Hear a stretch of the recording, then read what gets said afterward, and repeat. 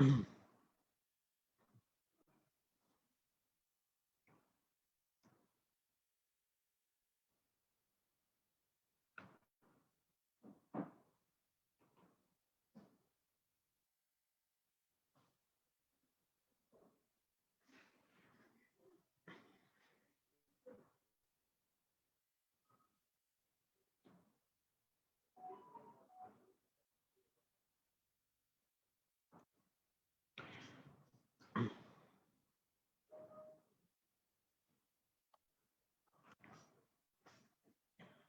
अस्सलाम वालेकुम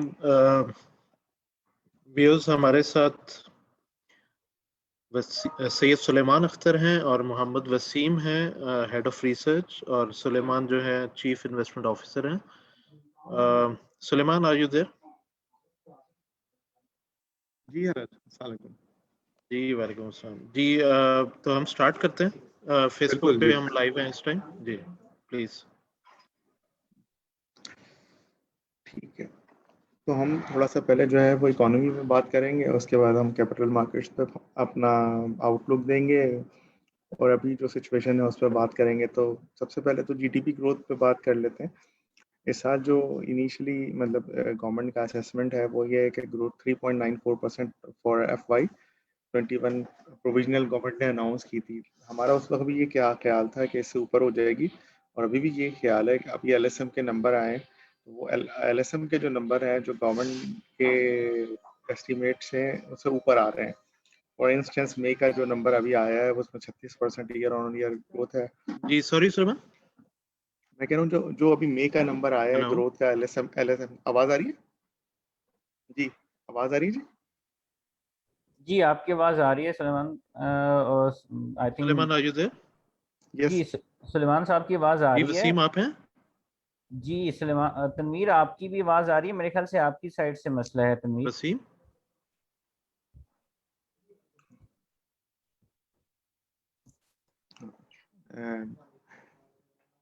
आवाज आ रही है अब आपको? जी जी बिल्कुल, आपको आवाज़ आ रही है तो मेरी? हाँ, मुझे आ रही है तुम्हारी वसीम। तनवीर को शायद हमारी आवाज नहीं आ रही है, हम दोनों की। इसको चेक कर लो भैया, तो अगर सही है तो कंटिन्यू करते हैं। चेक कर लो।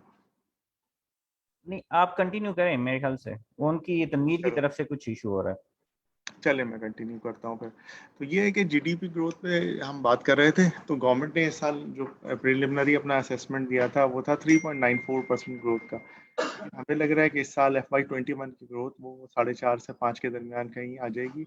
उसकी वजह यही है कि LSM ग्रोथ जो है वो ज़्यादा होगी जितनी गवर्नमेंट ने एस्टिमेट किया उससे, और उसका जो है इम्पैक्ट जो है वो आपके सर्विसेज पे भी आएगा, और इम्पोर्ट ग्रोथ भी मैं समझता हूँ गवर्नमेंट के असेसमेंट से थोड़ी ज़्यादा होगी। तो जब फाइनल नंबर आएगा तो वो 4.5 से 5 के दरमियान कहीं हमारी ग्रोथ बैठेगी।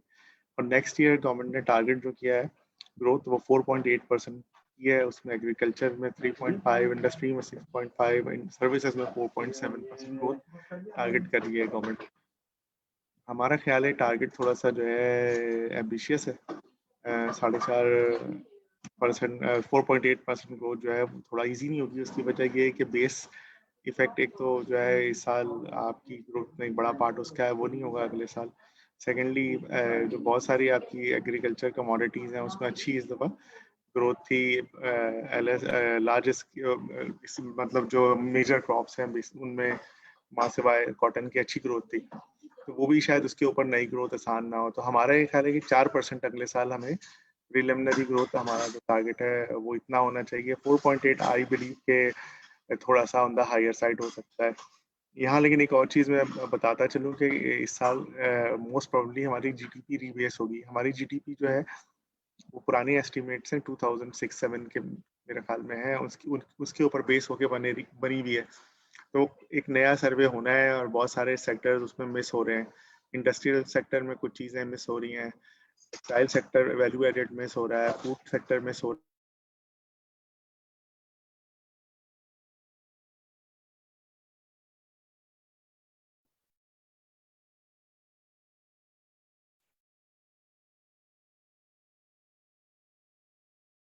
ग्रोथ के भी एस्टिमेट्स पे डिफरेंट हो जाएंगे, तो ये चीज़ ध्यान में रखनी चाहिए। This can happen over the next 2-3 months.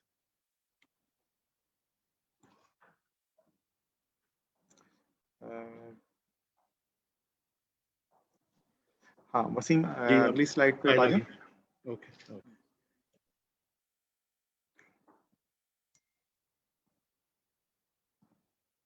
हाँ, अब थोड़ा सा ये है कि हम अब फिस्कल साइड पे बात कर लेते हैं। जो नया बजट आया है गवर्नमेंट का, हमारे हिसाब से जो है वो थोड़ा सा एम्बिशियस है।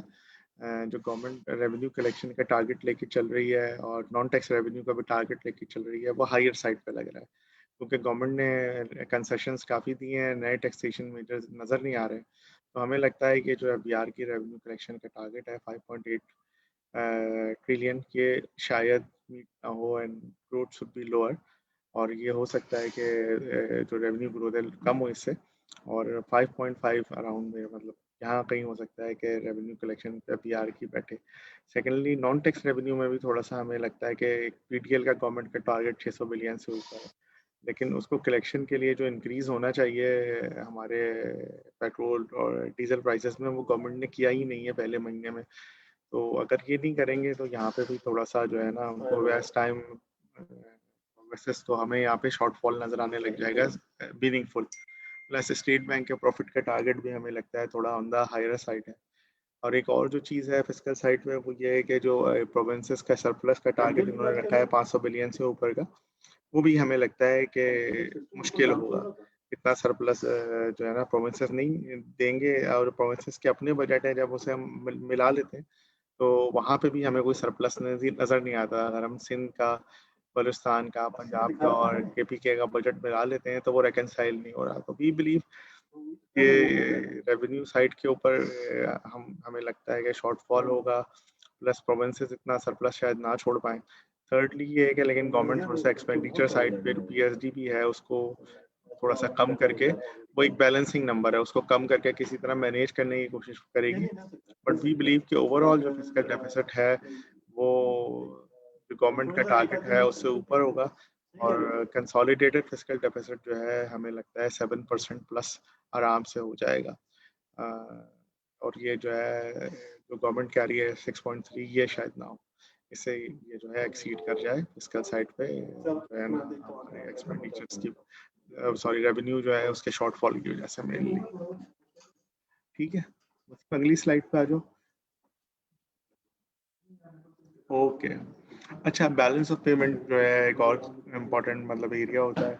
यहाँ पर ये है कि ये साल जो है हमें लगता है कि ओवरऑल जो है बैलेंस ऑफ पेमेंट का मे भी सरप्लस हो और मे भी सरप्लस ना हो। मुझे मतलब अब ऐसा लगता है कि 11 मंथ में जो छोटा सा सरप्लस है 153 मिलियन का, फुल ईयर में ये डेफिसिट में कन्वर्ट हो जाएगा। जो जून के नंबर अभी तक आए हैं उसमें हमारी इंपोर्ट्स जो है वो काफ़ी बढ़ के आ रही हैं। हम अगर नंबर सब मिलाकर देखते हैं तो आखिरी महीने में जो डेफिसिट है हमें लगता है 500-600 मिलियन मिनिमम, और on the higher side billion का भी हो सकता है। तो हम इसको ऐड कर लेते हैं तो फुल ईयर नंबर जो है उस 600-700 मिलियन तक भी जा सकता है डेफिसिट का। जो ऐसा परसेंटेज ऑफ जीडीपी तो समझ लें बहुत ज़्यादा नहीं है, 0.2 0.3 है। तो इस साल जो है वो करंट अकाउंट की जो पोजीशन है वो काफ़ी बेहतर रही कंपेयर टू लास्ट ईयर। उसकी बड़ी वजह यही है कि हमें जो है रेमिटेंसेस बहुत अच्छी इस साल ग्रोथ है, 29.4 बिलियन का नंबर आया है, आई थिंक 27% ग्रोथ है। बस सर्विसेज के अंदर हमारी इंपोर्ट्स जो है, क्योंकि दुनिया बंद थी तो नहीं हुई, ट्रैवल नहीं हुआ ज़्यादा, इन सारी चीज़ों ने हमें बेनिफिट किया। तो इस साल एक्सटर्नल साइड पे आपको नंबर अच्छे लग रहे हैं। प्लस फाइनेंशियल अकाउंट साइड पे भी देखते हैं तो लोन जो है उसकी स्केजुलिंग हो गई, तो हमें लोन की रीपेमेंट्स नहीं करनी पड़ी, और वहाँ पर हमने अच्छे जो है ना फ्रेश लोन्स भी उठा लिए थे। ठीक है, यूरो बॉन्ड भी कर लिया था। ये सारी चीज़ों की वजह से हमारे यहाँ जो है बैलेंस ऑफ पेमेंट पे ओवरऑल एक अच्छा आपको 4-5 बिलियन का सरप्लस नजर आएगा, रिजर्व्स में भी नजर आ रहा है। बट गोइंग फॉरवर्ड हमें लगता है कि एक्सटर्नल साइड जो है उसका प्रेशर्स जैसे जैसे साल गुजरता है, स्पेशली सेकंड हाफ FY22 जो दिसंबर से जून मतलब होगा, जनवरी टू जून, वहाँ आपको कंसीडरेबल प्रेशर्स नज़र आ सकते हैं on the current account side. और उसको बैलेंस करने के लिए गवर्नमेंट को फाइनेंशियल अकाउंट पे मुझे लगता है कि काफ़ी ज़्यादा लोन्स वगैरह का सहारा लेना पड़ेगा। यहाँ पर देखें जो चीज़ है जो हमें लगती है कि जैसे जैसे दुनिया खुलेगी तो हमारा ट्रैवल टूरिज्म और सब चीज़ें शुरू हो जाएंगी, तो वो सर्विसेज को थोड़ा सा मतलब बैलेंस को इम्पैक्ट करेगी। प्लस जो हमारा ग्रोथ मॉडल है इस वक्त, उसमें डोमेस्टिक डिमांड पे बहुत फोकस है, तो गोइंग फॉरवर्ड हमें लगता है कि इंपोर्ट्स का भी रन रेट थोड़ा सा बढ़ जाएगा। ये एरिया है कंसर्न का, जो हमें लगता है गवर्नमेंट को जो है ना किसी तरह से इसको एड्रेस करना पड़ेगा, क्योंकि current account to certain extent तो फंड हो सकता है, उससे बियॉन्ड नहीं हो सकता। उसके लिए बहुत ज़रूरी है कि गवर्नमेंट अपनी पॉलिसीज़ को ज़रा सा रिविजिट करे, ओवरवेलमिंगली डोमेस्टिक डिमांड पे ना फोकस करे, एक्सपोर्ट पे भी फोकस करे एक साथ। बट ये जो है ना एक एरिया है जिसपे वी शुड कीप एन आई, जो हमारे लिए कंसर्न की बात गोइंग फॉरवर्ड हो सकती है। और ये कि जो गवर्नमेंट ने अगले साल टारगेट रखा है 2.5 बिलियन का current account deficit, we believe वो बहुत बड़े मार्जिन से जो है ना ब्रीच होगा। हमारा ख्याल है इजीली अगले साल का current account deficit 8-9 billion dollar तक चले जाएगा। और यह है कि पॉलिसीज अगर गवर्नमेंट ने अपनी जो है ना उसको अलाइन नहीं किया with this reality, this can increase further. तो ये एक कंसर्न इकोनॉमी पे जो है बैलेंस ऑफ पेमेंट साइड पे हो सकती है potentially over second half FY22। वैसे ठीक है। अच्छा, करेंसी पे थोड़ा सा ये है कि करेंसी ऑफ लेट जो है ना वो अगर आप देखें तो वीकेंड हुई है 152 153 से, जो है वो 160 के करीब करीब चली गई है। उसमें ये एक वजह ये है कि करेंसी में क्योंकि करंट एक्शन साइड पे प्रेशर नहीं थे, तो इसलिए जो है ना इनफ्लो अच्छा था, तो उस वजह से करेंसी थोड़ी अप्रिशिएट की है। स्टेट बैंक ने थोड़ा सा जो है ना करेंसी को अप्रिशिएट होने दिया, मतलब मॉप अप नहीं किया डॉलर्स। तो ये है कि उस वजह से हमारा जो है ना थोड़ा सा क्रेडिट अप्रिशिएट कर गया था, स्पेशली पिछले 3-4 महीने में। लेकिन वहाँ से क्योंकि करंट अकाउंट पर प्रेशर आना भी शुरू हो गया पिछले 1-2 महीने में, और हमारा रियर थोड़ा सा जो है वो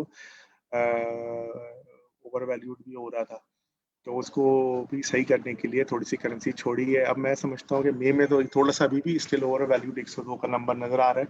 100 न्यूट्रल होता है, 100 से ऊपर आप समझ लें ओवर वैल्यूड हो जाता है, 100 से नीचे अंडर वैल्यूड हो जाता है। गोइंग फॉरवर्ड हमें लगता है कि अब जो लेवल्स हैं 160 के अराउंड, यहाँ हो सकता है रुपया थोड़ा दिन स्टेबलाइज हो जाए। फिर गोइंग फॉरवर्ड जो है 4-5 महीने में इसी सिचुएशन और क्लियर होगी, तो वहाँ से फिर एक ग्रेजुअल हो सकता है डिक्लाइन दोबारा से हमें नजर आए, और रुपया जो है during the second half of FY22 में भी 165 की तरफ हमें मूव करता हुआ नजर आए।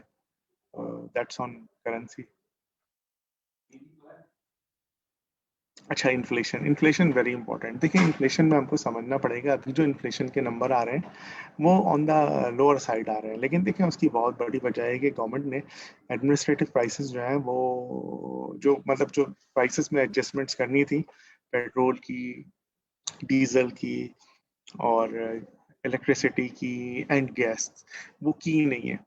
जो हम समझ रहे थे जून में जुलाई में होनी चाहिए थी, जैसे अगर जो इस वक्त गवर्नमेंट जो पीटीएल जमा करनी चाह रही है, उसके लिए कम से कम जो है 25 रुपए से 30 रुपए पीटीएल चार्ज होना चाहिए था, जो गवर्नमेंट ने जीरो कर दिया है। अगर वो करते हैं तो आपकी पेट्रोल की प्राइस, डीजल की प्राइस 140-45 के लगभग भी हो सकती है। प्लस इलेक्ट्रिसिटी के टैरिफ जो गवर्नमेंट से एग्री किए थे एडजस्टमेंट, टोटल 4-5 रुपए के जो 2-3 फेज में करने थे, वहां पे भी कुछ नहीं किया। प्लस वी बिलीव गैस की साइड पे भी इनको एडजस्टमेंट जुलाई में करना चाहिए था, जो नहीं किया है। गैस की प्राइसेस बढ़नी चाहिए थी, क्योंकि पीछे प्राइसेस बढ़ गई हैं। प्लस एलएनजी का शेयर भी हमारी जो है ना गैस कंजम्पशन में बढ़ता जा रहा है, वो भी नहीं पास किया।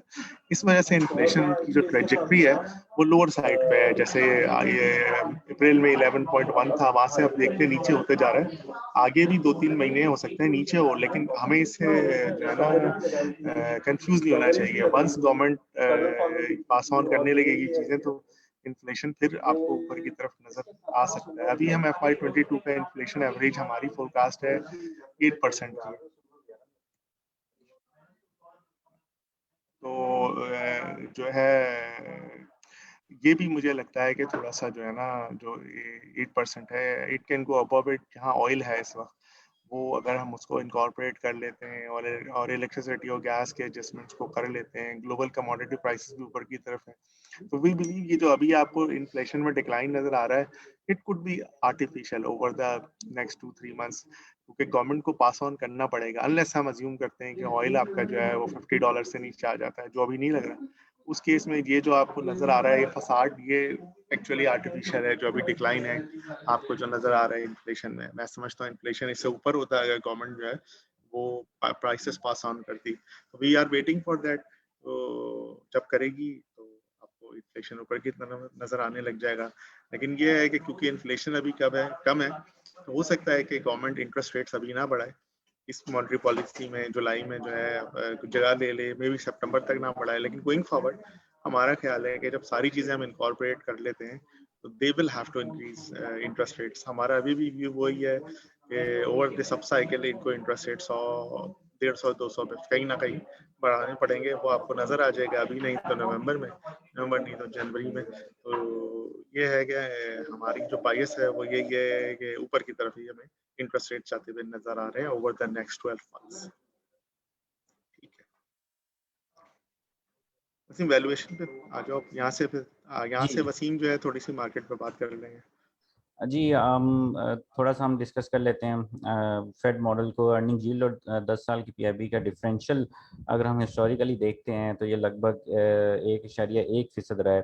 करंटली मार्केट की जो अर्निंग यील्ड चल रही है दैट इज अराउंड 14.7%, और 10 साल के पीआईबी की जो यील्ड है जो पीकेआरबी चल रही है वो 9.95% है। दैट मीन्स के अर्निंग यील्ड और पीआईबी का जो डिफरेंशियल है वो लगभग 4.8% के आसपास चल रहा है against the historical average of 1.1%। That shows के मार्केट जो है उसमें अभी री रेटिंग की फर्दर गुंजाइश है।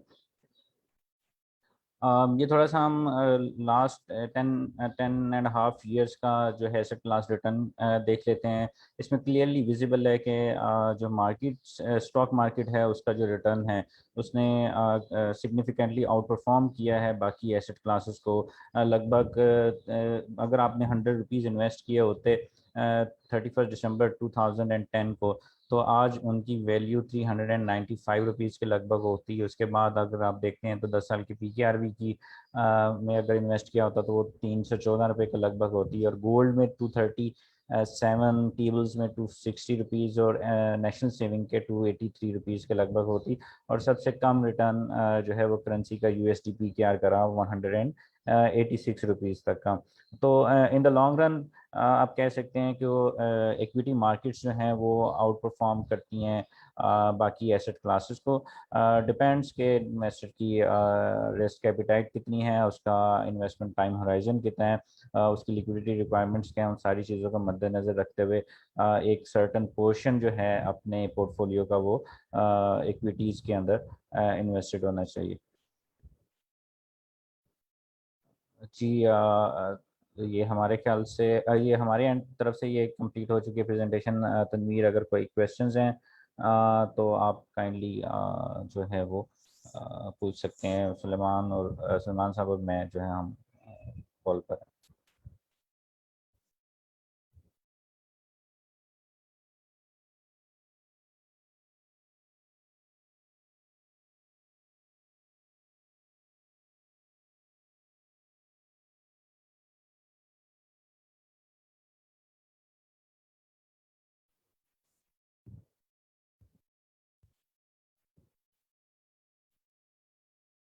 जी तनवीर कोई क्वेश्चंस हैं?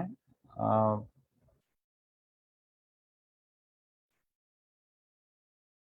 अच्छा जी वसीम साहब, सॉरी मैं माइक म्यूट था।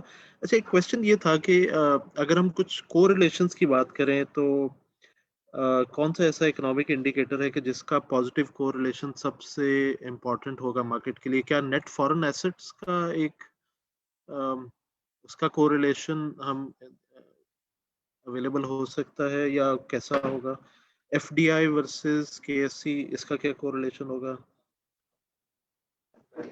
देखिए, इसमें मैं थोड़ा सा ऐड करूंगा। जो स्ट्रॉन्ग कोरिलेशन मार्केट की परफॉर्मेंस का हिस्टोरिकली देखा गया है, वो एक तो देखें आपके जो है ना एक्सटर्नल साइड से आपकी रिजर्व्स एक्यूमुलेशन, एनएफए, ऑब्वियसली लोग ग्रो करते हैं तो मार्केट चलती है।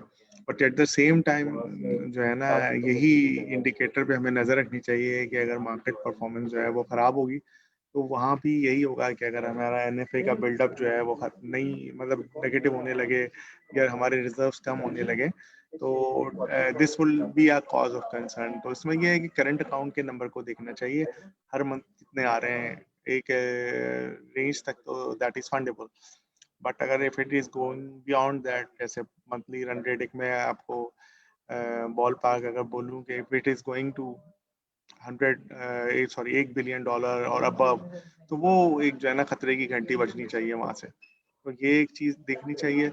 सेकेंडली आपने इन्फ्लेशन को देखना है, इन्फ्लेशन और इंटरेस्ट रेट्स को। दूसरा कोरिलेशन जो है वो ये होता है, ये इन दोनों दोनों चीजें हैं जो आपको देखनी पड़ेंगी, इससे आप ध्यान बना सकते हैं। लेकिन ये देखें, ये चीज तो मतलब है ही, लेकिन वैल्यूएशन के पर्सपेक्टिव से हरल, जो हमारी बड़ी कंपनीज है ना, स्टॉक मार्केट को अगर एनालाइज करेंगे, उसकी जो परफॉर्मेंस देखेंगे, तो वो परफॉर्मेंस बड़ी कंपनीज से, बड़े सेक्टर से नहीं आई है, वो बेसिकली साइड के स्टॉक से आई है।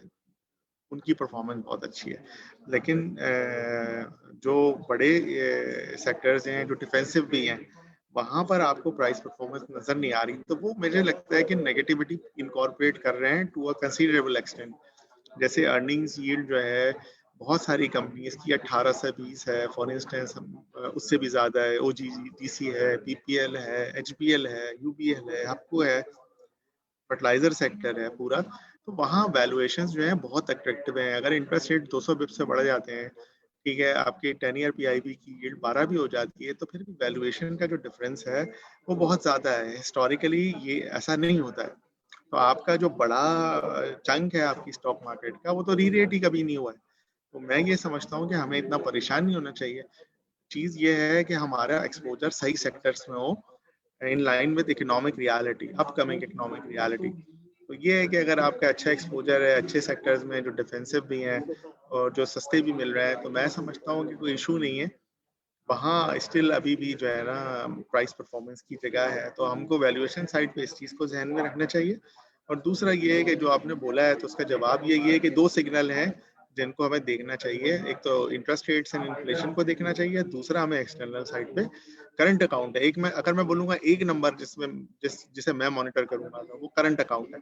और उसमें मैंने आपको बता दिया है कि बिलियन डॉलर से अगर वो मंथली रेट ऊपर जा रहा है, तो that will be a cause of concern, तो हमें सोचना चाहिए। तो ये एक नंबर अगर आपने पकड़ना है ना स्टॉक मार्केट को जज करने के लिए, तो आप करंट अकाउंट का नंबर दें, और बिलियन डॉलर आप अपने जहन में रख लें कि यहाँ तक शायद फिर भी हम फंड कर लें, but if it's going beyond $1 billion, then policy mix हमें चेंज करना पड़ेगा अपना करंट जो है, जिसमें तीनों पॉलिसीज की बात करूंगा, फिस्कल, मॉनेटरी और एक्सचेंज रेट पॉलिसी, ये तीनों पॉलिसी लिवर हमारे पास है ना, तो इनको इस मिक्स को हमें चेंज करना पड़ेगा अगर हमारा current account balance billion dollar से ऊपर सस्टेन्ड बेसिस पे जा रहा है पर मंथ।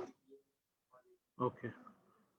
अच्छा, एक क्वेश्चन आया है, what is the impact on stock market if it goes back to frontier market?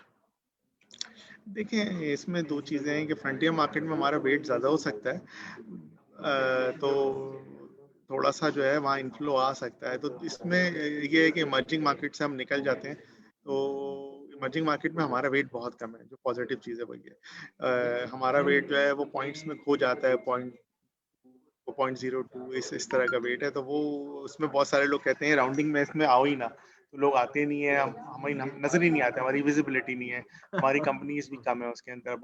बड़े वाले इंडेक्स में सिर्फ 3 ही कंपनियां हैं, रखी है, एमसीबी है, एचपीएल है, और बाकी छोटे वाले इंडेक्स में उनके जो आ जाता है ना, स्मॉल कैप, मिड कैप, उसमें चले जाते हैं। अगर हम फ्रंटियर में जाएंगे तो हमारी विजिबिलिटी ज्यादा होगी, हमारा वेट ज्यादा होगा, डेफिनेटली हमारा वेट जो है वो 2-4% हो सकता है कहीं, तो वहाँ लोग इन्वेस्ट करेंगे। फ्रंटियर फंड जो है स्पेशलाइज होते हैं, थोड़े से एक्टिव बेट्स भी ले लेते हैं, तो थोड़ा सा वहाँ से इनफ्लो आ सकता है, तो वो एक दूसरे को रफली बैलेंस कर सकता है। मे बी इनिशियली जो है थोड़ा सा आउटफ्लो बन जाए, बट जो है ना, एक और चीज़ जो है, एक तो एंगल ये है, कि दूसरा एंगल ये है कि ऑफ लेट हुआ ये है कि जो फ्रंटियर मार्केट फंड्स है ना, उनका साइज बहुत छोटा हो गया। वो अपनी पीक पे, जहाँ तक मुझे याद है, $50 बिलियन होते थे, अब वो $5 बिलियन के हो गए, तो अभी उनका साइज कम है। इस वजह से मैं कह रहा हूँ कि इनिशियली आपको थोड़ा सा शायद आउटफ्लो ही नजर आए, बट गोइंग फॉरवर्ड अगर इंटरेस्ट आता है फ्रंटियर मार्केट की तरफ ग्लोबल इन्वेस्टर्स का, और इसका साइज बड़ा होता है, तो डेफिनेटली जो है ना फिर इन्फ्लो आने लग जाएगा। फिर जो फ्रंटियर मार्केट के इन्वेस्टर्स होते हैं वो थोड़ा सा मतलब रिस्क भी ज्यादा ले लेते हैं, एक्टिव बेट्स भी ले लेते हैं, तो वो पॉजिटिव चीज़ है हमारे पास, वो दूसरे स्टॉक्स भी ले लेंगे, हमारी यूनिवर्स भी बड़ी हो जाएगी। 30 कंपनियां आ जाएंगी ओवरऑल, अगर अभी 20 है तो ये एक आपको फायदा है। बट ये है कि अगर इमीडिएट देखते हैं तो शायद थोड़ा सा आउटफ्लो, लॉन्ग रन ये है कि हम रडार पे होंगे, हमारा वेट इतना है कि इग्नोर नहीं करेगा। और अगर in case frontier market funds का साइज 5 बिलियन 6 बिलियन से 12 15 20 बिलियन हो जाता है तो we will see inflows coming in. तो ये थोड़ा सा जो है ना इसका एनालिसिस हमारा बनता है इसका। सही। अच्छा, एक ये दोबारा क्वेश्चन एक आया है जो बेसिकली आप कमेंट तो कर चुके हैं, लेकिन अगर दोबारा शायद हो सकता है उन्होंने बाद में ज्वाइन किया। Blue chip stocks are not performing since long, can you please share your views? तो इसमें थोड़ा सा कमेंट कीजिएगा कि क्या हमारे इन्वेस्टर्स, ये जो पंटर्स होते हैं या डे ट्रेडर्स हैं, क्या ये जो रूमर्स पे ज्यादा एक्ट करते हैं, क्या उनकी परसेंटेज ज्यादा बढ़ गई है ट्रेडिंग में? देखेंगे, इट्स वेरी सिंपल। हाँ, जो बड़े बिग टिकट आइटम्स हैं उनको चलाने के लिए आपको बहुत मसल चाहिए बड़ा ना। उनकी market cap, free float market cap किसी की 20 अरब होगी, किसी की 50 अरब भी होगी, किसी 100 अरब भी हो सकती है। तो उसका फ्लोट बहुत डिस्ट्रीब्यूटेड होता है। सेकेंडली उसका फ्लोट जो है वो गोरे के पास बहुत ज्यादा था। तो पिछले अगर आप 5 साल देखेंगे तो उसमें गोरे ने मेजर बहुत सेलिंग की है। तो वो जो फ्री फ्लोट उसके पास था उसने मार्केट में फेंक दिया है, तो उसको लोकल हम सब ने मिलकर एब्जॉर्ब करने की कोशिश की है, लेकिन स्टिल वो बहुत बड़ा है। तो उसकी परफॉर्मेंस इसलिए नहीं आ रही कि सेलर्स आते हैं, हालांकि उनके फंडामेंटल्स, उनके वैल्यूएशंस बहुत अच्छी हैं, बट सिंस उनका फ्लोट बहुत अच्छा है और फिर कुछ कुछ उसमें से कंपनीज हैं जिसमें कैश फ्लो इश्यूज गवर्नमेंट की वजह से हैं, जैसे ओजीडीसी है, पीपीएल है, हपको है, पीएसओ है। ये सारी कंपनीज हैं, इनका एक अच्छा वेट है। गवर्नमेंट इनको जो है पैसे ही नहीं रिलीज करती है। वो मतलब कोई गैस चेन में फंस गया है, कोई इलेक्ट्रिसिटी के मसले में फंस गया है, तो गवर्नमेंट कहती है कि सब्सिडी देंगे और देती नहीं है फिर कैश उनको। सेकेंडली जो है, जैसे एक मिसाल देता हूँ कि गवर्नमेंट जो है वो गैस की सब्सिडी जो है उसके पैसे ही नहीं देती है। वो कहती है जब सर्दियाँ आती हैं तो एसएनजीबी को कहती है कि डोमेस्टिक सेक्टर को एलएनजी दे दो, तो $2 में बेचता है, $12 की ले रहा है, $10 की ले रहा है, तो उसके जो सब्सिडी है वो देती ही नहीं है। तो ओजीडीसी के बीपीएल के पैसे रुक जाते हैं, वो डिविडेंड नहीं देती। तो लोग कहते हैं यार 20 रुपए की अर्निंग है, 25 रुपए की अर्निंग है, कैश फ्लो है नहीं, ना डिविडेंड है। तो एक बड़ी वजह तो ये है, थोड़ा सा इसमें गवर्नमेंट का कसूर है कि उनकी मैनेजमेंट अच्छी नहीं है। दूसरा ये है कि क्योंकि फ्लोट बहुत बड़े हैं और अगर गोरे का व्यू नहीं है हमारी मार्केट पे और वो भी ये चीजें देखता है तो उसको संभालना मुश्किल है। अब जो परफॉर्मेंस है वो छोटे स्टॉक्स में इसलिए आती है कि देखिए उसका फ्री फ्लोट बहुत कम है। 2 बिलियन का होता है, 1.5 बिलियन का होता है फ्री फ्लोट, तो उसको काबू करना बड़ा आसान है। अगर 6 पंटर मिल जाते हैं तो वो कहते हैं कि हम इसको काबू कर लेंगे, 200 मिलियन डालेंगे, पूरा फ्लोट हमारे पास है, फिर स्टोरी भी डाल देंगे कि ये कर रहे हैं, वो हो रहा है इस कंपनी में, और जितना मर्जी हम उसको खींच लेंगे, लोग लेने ही आएंगे। क्योंकि बहुत सारे लोगों की साइकी होती है कि जो चीज चलती है ना उसी को लेने आते हैं। तो वो देखते हैं कि वर्ल्ड कॉल जो है वो 1 रुपए से 4 रुपए हो गया है या 3 रुपए हो गया है, तो वो कहते हैं यार यही ले लो। वो ये नहीं सोचते कि ये जो है ना ये डिफॉल्टर कंपनी है या इसका पुरानी हिस्ट्री अच्छी नहीं है, लेकिन या इसके जो प्लान्स हैं वो टेंटेटिव हैं अभी भी। तो यू नेवर नो। बट यही वाली बात है कि मैं समझता हूँ अभी मार्केट में फ्लोट का गेम है। फ्लोट जो है वो कम है, उसको मिलके बड़े लोग खींच लेते हैं और बस दैट इज इट। तो इस वजह से जो पिछले 6-7 महीने में प्राइस परफॉर्मेंस आपको नजर आती है वो ऐसे नामों में नजर आती है जिनमें इन्वेस्ट करने के लिए अगर पब्लिक मनी है तो 10 दफा सोचना पड़ेगा आपको। तो यही चीज रिफ्लेक्ट हो रही है, बड़े नाम है, लेकिन मैं समझता हूँ कि एज एन इन्वेस्टर आपको फंडामेंटल्स को देखना चाहिए। कैश फ्लोज इवेंचुअली कंपनीज के सही हो जाएंगे, आई बिलीव गवर्नमेंट रिजॉल्व करेगी। प्लस ये है कि ये सारी चीजें देखनी चाहिए। तो अनफॉर्चुनेटली अभी ऐसा हो नहीं रहा। वसीम वसीम, जरा आप वो स्लाइड शेयर करेंगे जिसपे करेंसी की स्लाइड थी एक? जी वसीम। अच्छा, मीनवाइल एक सवाल और है सुलेमान, अगर आप आंसर दे सकें।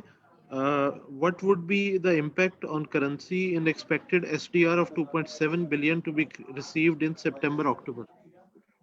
देखिए, मैं समझता हूँ कि करेंसी में अप्रिसिएशन की जगह बहुत ज़्यादा नहीं है यहाँ से, क्योंकि जो है एक्सटर्नल साइड पे आपको करंट अकाउंट साइड पे प्रेशर नहीं है। ये तो वन ऑफ एक फ्लो है जो ना फाइनेंशियल अकाउंट का पार्ट है ना करंट अकाउंट का। ये एक बैलेंस ऑफ पेमेंट की समझ लें, सपोर्ट आपको मिलेगी यहाँ से। तो बैलेंस ऑफ पेमेंट के लिए आप इस्तेमाल कर सकते हैं, आपके रिजर्व बढ़ जाएंगे। तो डेफिनेटली आपके पास थोड़ा सा क्वेश्चन आ जाता है। लेकिन आई डोंट थिंक कि आपको एक्सचेंज रेट में मेजर मूवमेंट यहाँ से नजर आएगी। एक्सचेंज रेट में जो मैं समझता हूँ गवर्नमेंट देखेगी, वो देखेगी रिकरिंग जो फ्लो है, जो करंट अकाउंट पे या फाइनेंशियल अकाउंट पे रिकरिंग फ्लो है, उसकी क्या पोजीशन है, specially on the current account. और दूसरा दूसरा ये देखेगी कि हमारा रियर कहाँ है। आई थिंक जो ज़्यादा बड़ा डिटर्मिनेंट है वो आपका रियर है, और आपका एक्सटर्नल अकाउंट जो है उसकी कंपोजिशन है। अगर आपका करंट अकाउंट पे प्रेशर है तो गवर्नमेंट आपकी करेंसी को नहीं अप्रिशिएट होने देगी। तो मुझे मेरे ख्याल में ज़्यादा बड़े डिटर्मिनेंट ये हैं। और ये जो SDR इनफ्लो है डेफिनेटली आपके रिजर्व्स को थोड़ा सा बढ़ा देगा, लेकिन ये वन ऑफ है। तो इस मैं नहीं समझता कि इसका कोई बहुत बड़ा जो है ना इम्पैक्ट आपको नजर आएगा। हाँ, ये डेप्रिसिएशन आप थोड़ी सी स्लो डाउन हो सकती है, बट डेप्रिसिएशन मुझे नहीं लगता कि इसकी वजह से हमें कोई बिल्ट इन करनी चाहिए। ये डेप्रिसिएशन का रेट है वो शायद रुक जाए 1-2 महीने, फील गुड फैक्टर हो सकता है। बट ये है कि वी कांट अज्यूम कि ये वापस जो है ना रुपया 152 हो जाए बिकॉज ऑफ दैट। ये हमारा एनालिसिस है। ओके, अच्छा, एक दो क्वेश्चंस और आए हैं। एक क्वेश्चन तो है, ये कुछ क्लियर नहीं है बहरहाल, what impact as remittances are rising while import number will also rise after auto policy. देखिए, रेमिटेंसेस में जो ग्रोथ आनी थी ना, शायद वो मैक्सिमम आपने देख ली है। आगे हमें लगता है रेमिटेंसेस में थोड़ा सा आपको ग्रोथ नज़र नहीं आएगी। उसकी वजह यह है कि रेमिटेंसेस में कुछ वन ऑफ चीज़ें हैं जो शायद आगे ना हो। देखिए, सबसे बड़ी चीज़ इसमें समझने की है कि अगर आपके पोर्ट्स फुली खुल जाती हैं और सेकेंडरी ट्रैवल आपका फुली खुल जाता है, तो एक अमाउंट बड़ी जो है ना वो ट्रैवल में चली जाती है आपकी। एक तो ऑफिशियली चली जाती है जब हम ट्रैवल करते हैं, कैन ऑफिशियली किसी को पैसे चाहिए होते हैं, जैसे मैं बाहर जाता हूँ तो मैं यहाँ पैसे दे देता हूँ और न्यूयॉर्क में ले लेता हूँ, तो वो एक रेमिटेंस जो है वो खुद ब खुद जो है ना कुछ हुंडी में कुछ इस तरह की चीज़ों में चली जाती है। तो दैट विल हैपन वंस अगर ग्लोबल इकोनॉमी खुल जाती है 4-6 महीने में, तो वो रेमिटेंसेस को जो है ना उसका इम्पैक्ट नज़र आएगा। सेकेंडली इम्पोर्ट्स की थोड़ी बहुत अंडर इन्वॉइसिंग होती है। तो मुझे लगता है कि रेमिटेंसेस का जो अभी हमें इंक्रीज नज़र आया है, उसमें उस रेट में आपको जो है ना गोइंग फॉरवर्ड जो है एक्सेलरेशन नहीं नज़र आएगी, आपको स्लो डाउन और टेपरिंग नज़र आएगी वंस ग्लोबल इकोनॉमी खुलती है। हाँ, और आपकी बात सही है, इम्पोर्ट्स में हम सबको कंसर्न हैं कि इम्पोर्ट्स शायद तेज़ी से बढ़े।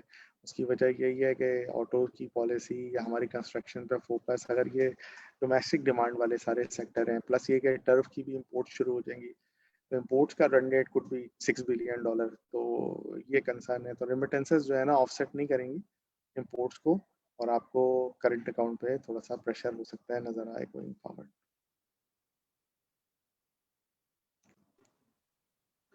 अच्छा, एक जैसे आपने थोड़ा मेरे ख्याल इस पे कुछ कमेंट करना चाहें, जो जियोपॉलिटिकल सिचुएशन है specially on Afghan border side, इसका क्या इम्पैक्ट हो सकता है अगर वहाँ ये सिविल वॉर टाइप ब्रेकआउट हो जाती है, और वही नहीं, जैसे 20 डेफिनेटली साल देखिए, पहले। हमारा हमें उसका फॉल आउट तो बियर करना ही पड़ेगा। क्योंकि जाहिर सी बात है कि अभी आज भी न्यूज़ आई है एक एक्सप्लोजन की, आपको पता होगा। तो इन चीज़ों की फ्रीक्वेंसी थोड़ी सी जो है ना बढ़ जाएगी। थोड़ा सा ये है कि यहाँ पर जो है गवर्नमेंट को जो है ना सही से एक्ट करना पड़ेगा। हम समझते हैं कि थोड़े बॉर्डर्स वाटर्स को जो है ना मॉनिटरिंग सही होनी चाहिए।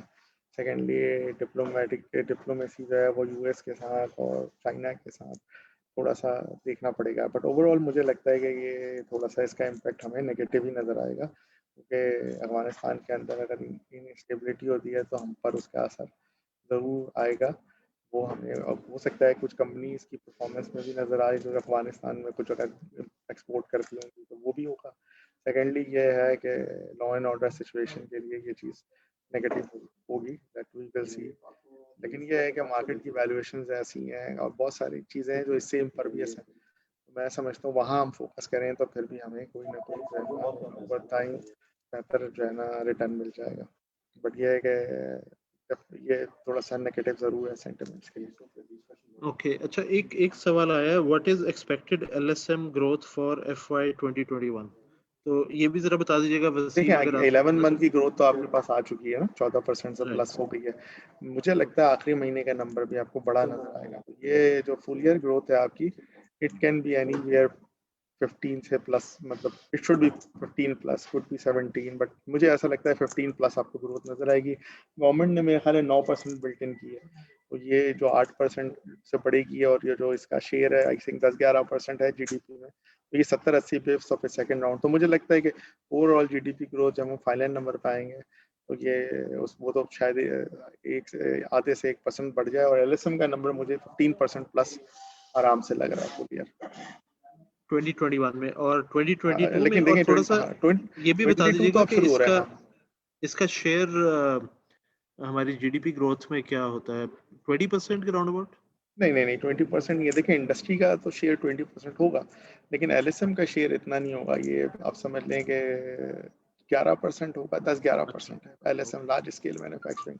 लेकिन देखें मैं फिर वही वाली बात करूंगा कि अभी जीडीपी का नंबर जो है वो रीबेस होगा, क्योंकि देखें सर्वे बेस्ड ये नंबर है, ये सर्वे आखिरी हुआ है 14-15 साल पहले ना, ऐसे ही कुछ है। तो वो दोबारा से अब सर्वे करेंगे तो पता चलेगा बहुत सारी इंडस्ट्रीज हैं जो इन्होंने ली नहीं है सर्वे में। जैसे मैं आपको बता रहा हूँ टेक्सटाइल के अंदर जो वैल्यू एडेड सेक्टर है वो सर्वे में है ही नहीं।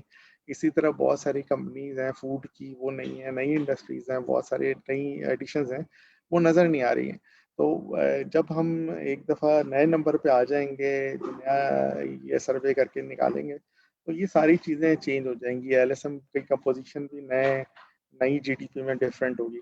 तो हमें यही है कि 2 महीने के अंदर जो है ना, जब हम नए, क्योंकि ये देखेंगे तो 2006-7 के नंबर को चला रहे हैं ना आगे, ये रेलिवेंट नहीं है इतना। अब नए नंबर आएंगे, बाहर हर 5 साल बाद रीबेस होती है, हमारी अनफॉर्चुनेटली रीबेस ही नहीं हुई, पता नहीं कितने साल हो गए।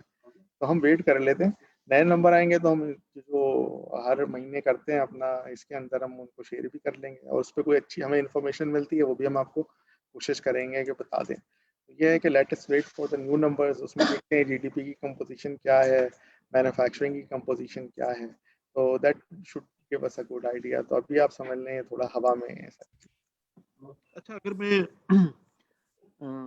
एक ऑर्डिनरी इन्वेस्टर के पॉइंट ऑफ व्यू से आपसे सवाल करूं कि बीइंग सीआईओ इस टाइम आपका फेवरेट फंड कौन सा होगा इन्वेस्टमेंट करने के लिए? For example UBL stock fund, Al Amin Shariah stock fund, Al Amin Islamic energy fund, या यूबीएल फाइनेंशियल सेक्टर फंड? देखिए अगले एक साल में आपको क्या लग रहा है? अगर मैं देखिए मैं ऐसा इन्वेस्टर बात करता हूँ, मैं अगर मैं इन्वेस्टर हूँ तो मैं कहाँ इन्वेस्ट करूँगा?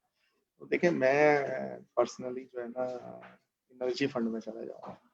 ओके। उसमें उसमें देखें, उसमें चीज़ ये है कि तनवीर, मैं साफ सी बात बता दूं कि उसके अंदर वैल्यूएशन अपसाइड सबसे ज़्यादा है। देखें उसके राइट। अंदर जो है हमारा एक्सपोजर वो मेनली ईएनपीज में है, और उसके बाद पावर में भी है, ओएमसीज में भी है। ये सारे सेक्टर्स ऐसे हैं जिसके अंदर वैल्यूएशन अपसाइड बहुत ज़्यादा है, लेकिन वैल्यूएशन इसलिए नहीं आ रही है क्योंकि कैश फ्लोज के इश्यूज हैं। Government has not been able to resolve these issues. वो जैसे ओजीडीसी है, अगर देखें आपको मैं बताता हूँ मिसाल के तौर पे, अगर इस लेवल पे जहाँ ऑयल है, अगर इस लेवल पे इनके कैश फ्लो सही हो तो ओजीडीसी की अर्निंग आराम से 25 से 30 रुपए बनती है। तो 94 में उसका पी, 94 रुपीज में अगर आपको मिल रहा है तो उसका पी तो कुछ भी नहीं है ना। अर्निंग यील्ड 25-30% है। अगर वो डिविडेंड आधा भी देता तो 12-13% डिविडेंड बनता है, अगर 12 रुपए का डिविडेंड देता तो वो तो नो ब्रेनर है ना।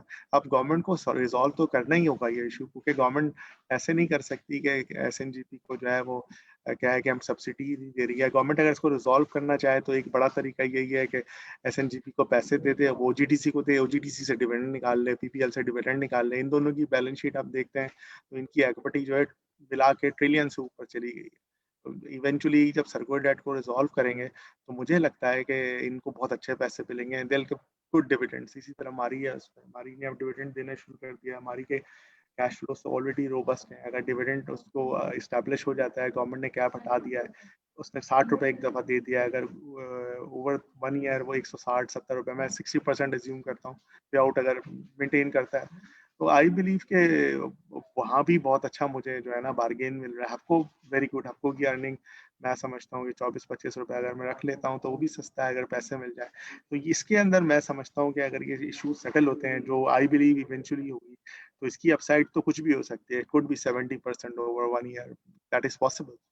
तो मैं पर्सनली ये करूंगा कि अपने पैसे जो है ना वो एनर्जी फंड में डाल दूंगा, और फिर देखूंगा नहीं, भूल जाऊंगा 1 साल की बेट लेके, और गॉड नोस, मे बी मेरे पास जो है 80% रिटर्न बन जाए, जो मैं वैल्यूएशंस पे सारी वैल्यूएशंस इसकी जो है ले आता हूँ, मतलब अगर अज्यूम करता हूँ कि वैल्यूएशन मीट हो जाती है जो अभी प्राइस है वो टारगेट प्राइस है, तो आई थिंक इसका अपसाइड सबसे ज़्यादा होगा। इस पे वसीम भी मेरा ख्याल है इस पे थोड़ी लाइट डाल सकता है, अगर वो शेयर भी कर लेगी हमारे, हाँ कर ले, इसके अंदर जो आइटम्स हैं और इसकी अर्निंग्स, इसकी पोटेंशियल डिविडेंड यील्ड, इसकी टारगेट प्राइसेस पे क्या बन जाती है, तो मुझे लगता है कि इस वक्त आप सबसे ज़्यादा अपसाइड जो एनर्जी फंड में बनेगी। और बस उसमें एक ही कैविएट है कि गवर्नमेंट के पार्ट में थोड़ा सा जो है ना इनएक्शन है, अगर गवर्नमेंट चीज़ों को सही से कर ले। जैसे मैं ग्लोबली एक और मिसाल देता हूँ कि जो ईएनटी स्टॉक्स हैं इस एक्सप्लोरेशन के, वो 4 टाइम्स बढ़ गए हैं बॉटम से। हमारे ये स्टॉक बेचारे जो है 20% चले, तो ये तो चले ही नहीं। इंडिया में इवन स्टॉक्स देखते हैं अगर हम ईएनटी के एक्सप्लोरेशन के, तो वो बहुत बढ़ गए हैं। ये एक समझ लें कि हमारे वाले ना ऑड मैन आउट है, वो सॉरी समझ लें कि ये एक बेचारे जो है ना चले नहीं है। और इसमें थोड़ा सा ये है कि इसका फ्लोट बड़ा है, इसको संभालना मुश्किल है, लोगों को ट्रिगर नजर नहीं आता। गोरे ने बहुत तक संभाल के वो भी तंग आ गया तो उसने भी बेच दिया, कुछ लोकल इन्वेस्टर्स भी बेच तो रहे हैं। ये तो बट सुलेमान मैं अगर मेरी ये फेथ मेरी फेथ है कि मैं, अगर आपने मुझसे पूछा मैं क्या करूंगा, तो मैं पूरे पैसे इसमें डाल के भूल जाऊंगा फॉर 1 ईयर। बिल्कुल बिल्कुल सही। अच्छा, इसमें इसमें आपने ट्रिगर्स बताया, एक तो सर्कुलर डेट का रेजोल्यूशन है, बिल्कुल, गैस और का भी और इलेक्ट्रिसिटी का भी, एफएटीएफ, दोनों। और एफएटीएफ अगर फॉर एग्जांपल नेक्स्ट सेशन उनका कब ड्यू होगा, अक्टूबर में या जी जी बिल्कुल। जिसमें हम, अच्छा उसमें लेट्स से अगर हम एक एक अजम्पशन लेके उसमें वाइट लिस्टिंग होती है, तो और सर्कुलर डेट की भी कुछ रेजोल्यूशन उस स्टेज तक हो चुकी होती है, तो आपके ख्याल में फॉरेन इन्वेस्टर्स का इंटरेस्ट आ सकता है इन स्टॉक्स में? देखिए, फॉरेन इन्वेस्टर्स का इंटरेस्ट डेफिनेटली आ सकता है, ऐसी बात नहीं है। ग्लोबली भी वो इन्वेस्ट करते हैं, ठीक है, उनको थोड़ा सा जो है ना ये वाले जो प्लेज हैं पेट्रोलियम के, और मतलब क्योंकि ग्रीन एनर्जी की तरफ वो ज़्यादा फोकस करते हैं, तो थोड़ा सा हम्म, रिस्ट्रिक्टेड इंटरेस्ट उनका डेफिनेटली होगा। पहले जैसे हर कोई इन्वेस्ट करता था, तो बाहर भी ऑयल मेजर्स में थोड़ी इन्वेस्टमेंट नहीं करते। लेकिन एक्टिव फंड्स हैं, जैसे मैं बात कर रहा हूँ, अगर हम फ्रंटियर की तरफ जा रहे हैं, तो एक्टिव फंड्स इन चीज़ों को इतना नहीं देखते। तो आई बिलीव के हम्म, जो है ना इनफ्लो आ सकता है इनमें। वैसे भी ये पूरा काफी हद तक बेच चुका है, तो कोई भी एक्टिव फंड थोड़ा सा ले सकता है इसको वापस आके। सेकेंडली, डोमेस्टिक लिक्विडिटी भी जब खुली होती है, या कोई नया प्लेयर बड़ा जैसे स्टेट लाइफ या कोई और आता है, आई बिलीव कि वो भी इसमें जो है ना इन्वेस्ट कर सकता है। और अगर वैल्यूएशंस, अगर आपकी सॉरी, अगर ये सर्कुलेट अगर आपका रिजॉल्व हो जाता है और ये पैसे बांटने लग हम्म, जाते हैं, तो हर एक को ही अच्छा लगेगा। ओके, चलिए ठीक है, थैंक यू वेरी मच जी सेशन का। और वेलकम। हम कोशिश करेंगे कि अलमीन इस्लामिक एनर्जी फंड पे अपने इन्वेस्टर्स को कुछ इस पे राइट वगैरह शेयर करें। और अच्छा, एक और सवाल बाद में आया, what's current price earning of Pakistan and what would be, अभी current price earning P ratio क्या है पीएसए का? हमारी मार्केट का, जी जी। देखिए ओवरऑल तो मार्केट का तो पी जो है ना, मैं समझता हूँ कि कहीं, अगर मैं एस्टिमेट निकालूंगा तो 7 सवा 7 शायद निकला है ओवरऑल मार्केट ओके, का। लेकिन राइट, अगर मैं अपने अपनी यूनिवर्स की या अपने स्टॉक्स की, ये जो मैंने आपको स्टॉक्स बताए हैं उनकी बात करूंगा, तो शायद वो 4 से 5 के दरमियान होगा। बैंक्स को मैं ले लूँ, ईएनपीस को ले लूँ, पावर को ले लूँ, फर्टिलाइजर को जी। भी ऐड कर लूँ, तो मे बी फिर वो जो रेशो है ना वो और कम हो जाएगा। अच्छा, थोड़ा थोड़ा सा मैं अपने इन्वेस्टर्स को और जो लोग व्यू कर रहे हैं थोड़ा सा एक्सप्लेन भी कर दूं कि price earning ratio is market price of share divided by earning per share. तो जितनी ये लो हो उतना समझ लें अट्रैक्टिव होता है स्टॉक। और अगर आप इसको रिवर्स कर लें, यानी earning per share divided by price, तो ये अर्निंग यील्ड बन जाती है। तो जैसे सुलेमान बता रहे हैं कि अगर 5 की प्राइस अर्निंग है तो उसकी अर्निंग यील्ड 20% होगी, और अगर मार्केट की 7 है तो इसकी अर्निंग यील्ड रफली कोई आई थिंक 14% के राउंड अबाउट होगी। ठीक है, चलिए ठीक है Suleman, thank you very much. Okay जी, ओके, वेलकम थैंक जी। यू व्यूअर्स, अस्सलाम वालेकुम, वेलकम। खुदा हाफिज। हाफिज।